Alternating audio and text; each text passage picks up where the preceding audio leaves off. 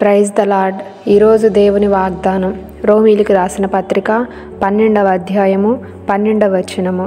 శ్రమయందు ఓర్పు గలవారై ప్రార్థనయందు పట్టుదల కలిగియుండుడి. ఈరోజు పరిశుద్ధాత్మ దేవుడు మనతో మాట్లాడుతున్న మాట ఏమనగా, ప్రతి ఒక్కరికి ఉన్నటువంటి శ్రమలలో నిరీక్షణ కలిగి ఓర్పు కలిగి ఆ శ్రమ నుండి బయటకు వచ్చే వరకు ఎదురు చూడాలి.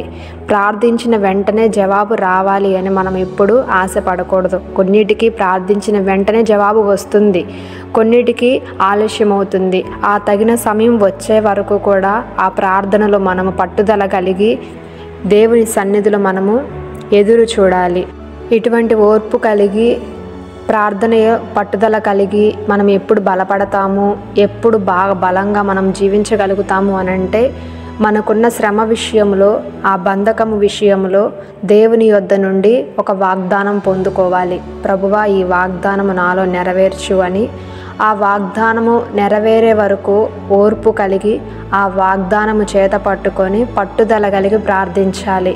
ఈ రాకడ దినములలో మన ప్రార్థన జీవితాన్ని చాలా చాలా జాగ్రత్తగా కాపాడుకోవాలి. ప్రార్థన ప్రతి క్రైస్తవ జీవితానికి చాలా అవసరము. కాబట్టి ప్రార్థించినటువంటి దినము మన జీవితంలో చాలా అంధకారముగా ఉంటుంది.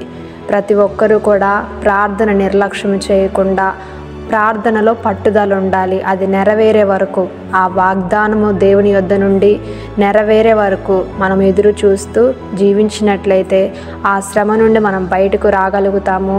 ఆ బంధకం నుండి మనం విడిపించబడి సంతోషంగా జీవించగలుగుతాము. అటువంటి ఓర్పు గల జీవితము, పట్టుదల కలిగిన ప్రార్థన జీవితము ప్రభువు మనందరికీ దయచేయును కాక. ఆమేన్.